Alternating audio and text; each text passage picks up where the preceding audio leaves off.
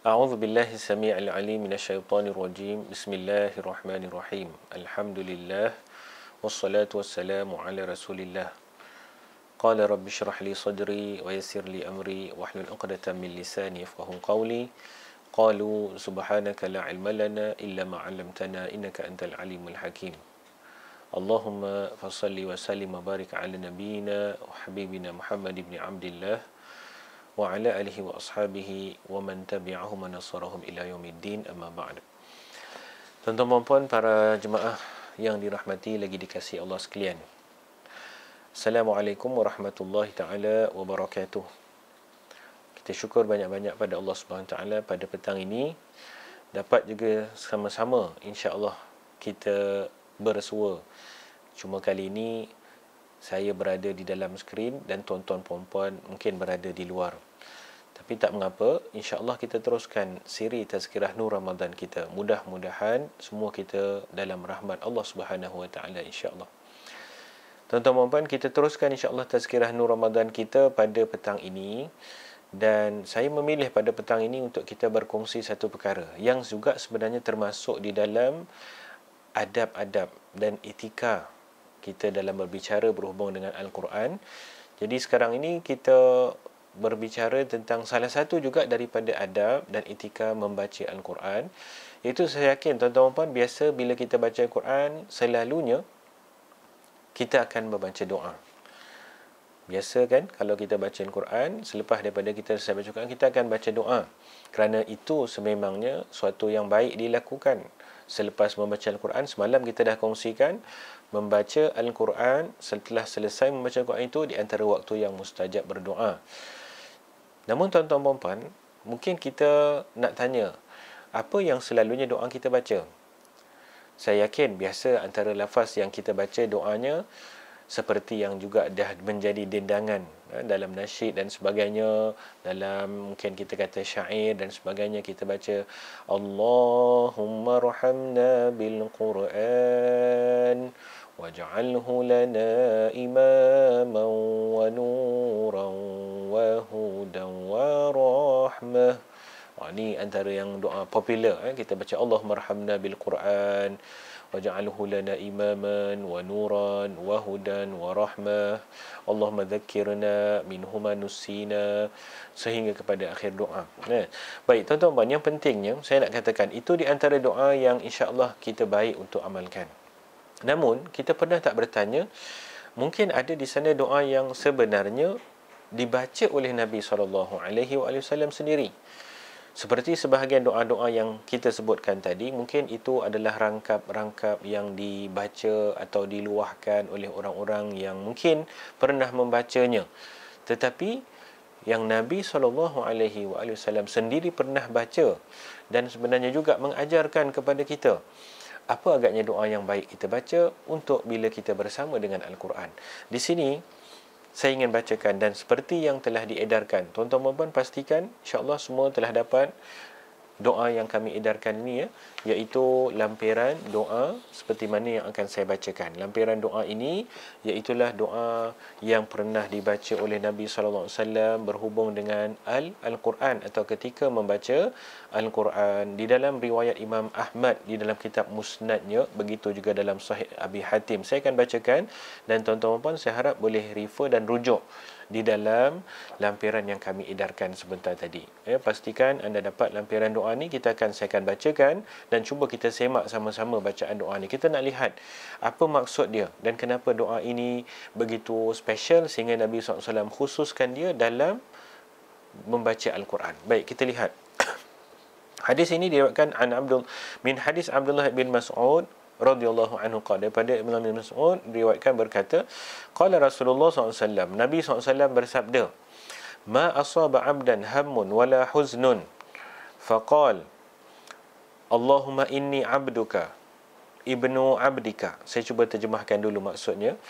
Berkata Abdullah bin Mas'ud radhiyallahu anhu, adalah Rasulullah SAW bersabda, ma asaba 'abdan hammun wala huznun, tiadalah seseorang hamba itu dia ditimpa dengan sesuatu hammun. Hammun ni iaitu perkara yang menyempitkan dada. perkara yang menjadikan kita istilahnya stres, kita jadi resah, huznun, kita jadi sedih, duka cita dan sebagainya. Ini antara doa yang juga kita pernah baca. Saya yakin tuan-tuan kita pernah baca, Allahumma inni a'udzubika minal hammi wal hazan wa a'udzubika minal ajzi wal kasal. Itu dia. Ini istilah hammun, hazan ni itulah maknanya satu yang menyempitkan dada dan sebagainya. Stres, problem, perkara yang menyebabkan kita rasa resah, gelisah. Jadi kata Nabi SAW, tiadalah seorang hamba apabila dia kena ataupun ditimpa dengan sesuatu ujian yang seperti ini, yang menyempitkan dada dan sebagainya, kemudian dia berkata, berkata ni saya tandakan di dalam tandaan dalam lampiran tu, tuan-tuan boleh tengok bermula dengan ada tandaan bulat besar tu, ini bermula doa dia. Doa dia apa? Allahumma inni abduka, ibnu abdika, ibnu amatika, nasiyati biyadik, madin fiyya hukmuk, adlun fiyya qada'uk. Tolong perhatikan tuan-tuan dan puan, dia punya baris tu ya. Madin fiyya. Tu ada dia punya maksud dia.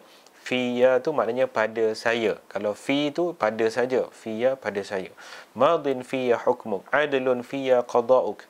As'aluka bikulli ismin huwa lak sammaita bihi nafsak aw anzaltahu fi kitabik aw 'allamtahu ahadan min khalqik aw ista'tharta bihi fi 'ilmil ghaibi 'indak.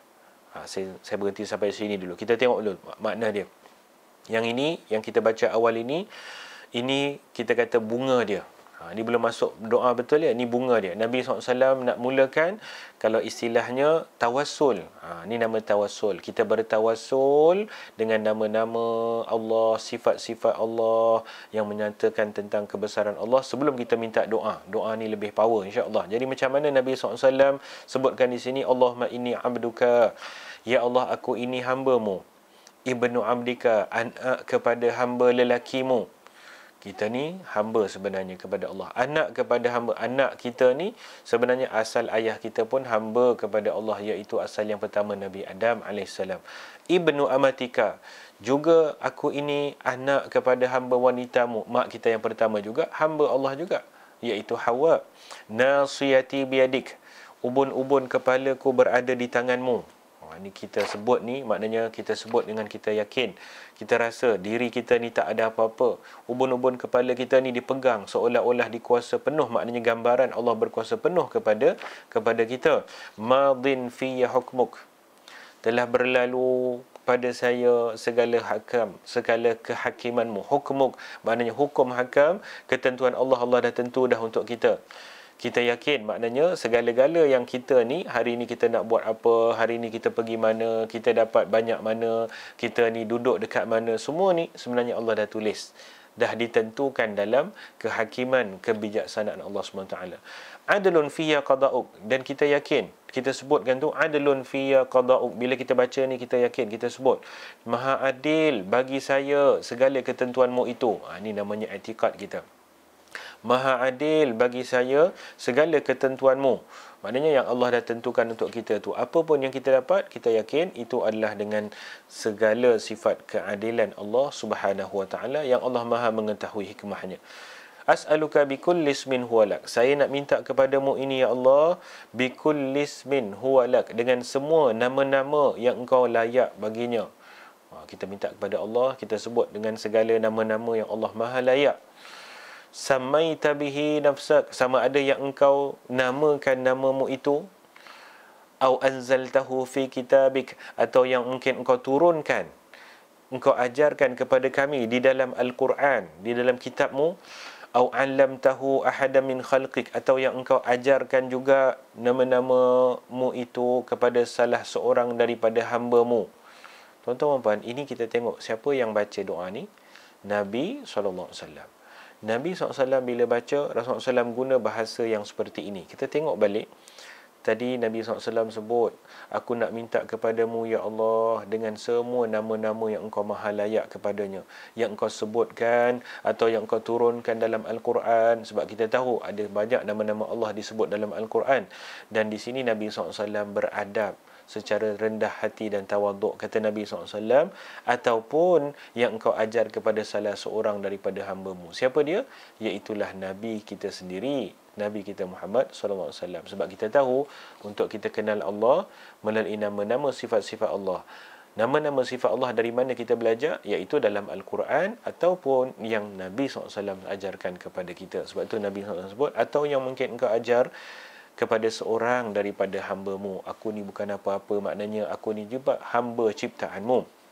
Kemudian sambungannya, aw ista'tharta bihi fi ilmil ghaibi indak, atau mungkin sahaja nama-nama yang engkau sembunyikan, yang masih lagi mungkin manusia tidak mengetahui pada ilmu ghaib di sisimu. Masya Allah, ini nak menunjukkan apa tuan-tuan dan puan? Menunjukkan bahawa nama-nama Allah, sifat-sifat Allah sebenarnya terlalu amat banyak. Tak boleh kita nak hitung bilang, terlalu banyak. Betul, kita pernah dengar ada 99 nama-nama Allah. Siapa yang menghafalnya, siapa yang menghitungnya, memahami, menghayatinya akan masuk syurga. Tapi hadis tu bukan kata 99 saja. Kan nama-nama Allah ni ada banyak, tuan-tuan. Sebab ni Nabi SAW sebut. Atau mungkin saja yang kau sembunyikan. Sedangkan yang 99 nama Allah tu ada sebahagian dalam Quran pun tak disebut. Ada nama Allah dalam Al-Quran. Contohnya apa, tuan-tuan? Dzul Arshil Karim, Dzul Arshil Majid. Contohnya, ini nama Allah, sifat Allah.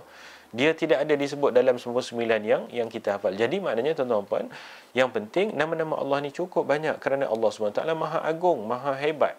Tentu sifat-sifat Allah pun cukup banyak dan hebat. Jadi sebab itu Nabi SAW sebut begitu. Doa ni cara lafaznya sebegitu rupa. Kemudian baru sambungan kita tengok dalam lampiran doa ni, barulah doanya disambung. Nabi SAW berkata, anta ja'alal Qur'anal azim rabi'a qalbi wa nura sadri wa jila'a huzni wa dhahaba hammi wa ghammi. Itulah doa dia. Maknanya yang aku nak minta ni, ya Allah, sebenarnya apa dia? Jadikanlah Al-Quran Al-Azim, Al-Quran yang hebat itu, rabi'a qalbi, dia berbunga di hati saya, segar maknanya dalam jiwa saya, wa nura sadri, dan jadikan Al-Quran itu yang saya baca ni memberi cahaya dalam dada saya, wa jala'a huzni, wa jila'a huzni, maknanya memergikan. Jila' ni maknanya kita nyahkan, kita buang dia, halau, maknanya minta ayat Quran yang kita baca itu dapat menghalau pergi segala rasa huzni tadi, rasa sedih-sedih kita, wa dhahaba hammi wa ghammi, dan memergikan juga, menghilangkan juga ni sempit dada, rasa stres, rasa kita ni Allah macam-macam lah, kita ni rasa tak puas hati dan sebagainya dalam kehidupan ujian ni, minta baca Quran semua hilang. Ni Nabi SAW sebut. Kemudian saya baca dulu sambungan hadis ni.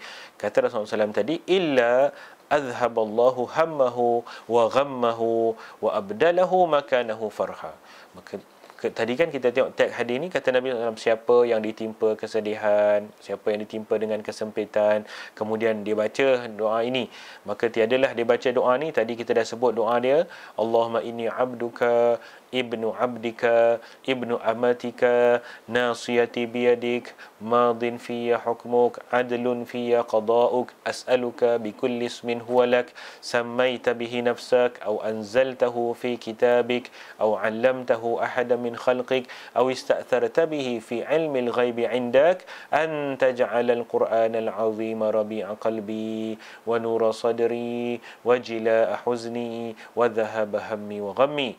Kata Rasulullah SAW, siapa yang kemudian dibaca macam ni, bila dia sedih sempit, illa adhaballahu hammahu wa ghammahu, Allah pasti akan pergikan rasa sempit dia, rasa sedih dia, rasa gundah gulana dia, bahkan wa abdalahu makanahu khaira, Allah akan ganti pula dengan rasa gembira. Masya Allah.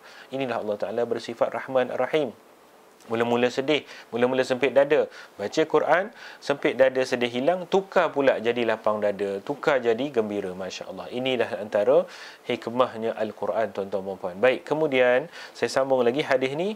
Sahabat-sahabat bila dengar Nabi SAW sebut macam ni tadi, ni satu doa yang bagus ni, tuan-tuan dan puan. Doa ni doa tips yang sangat baik sebenarnya. Kita hari ni bukan main banyak, segala perasaan sedih, selalu stres, terlalu macam-macam ujian, rasa-rasa tak boleh nak tackle, tak boleh nak handle kadang-kadang. Ni dia Nabi SAW ajar doa ni. Jadi lepas tu sahabat bertanya, qalu ya Rasulullah afala nata'allamuhunna. Maknanya sahabat tanya, wahai Rasulullah, ni kami dapat ni satu yang berharga ni, boleh tak kami nak ajarkan benda ni? Maknanya sahabat-sahabat seolah-olah macam mereka confused. Ni hebat sangat ni. Ini besar dia punya kelebihan doa ni. Boleh tak kita nak ajar siapa-siapa semua orang ni? Nak bagi tahu orang ni benda-benda macam ni. Perkara yang hebat seperti ni.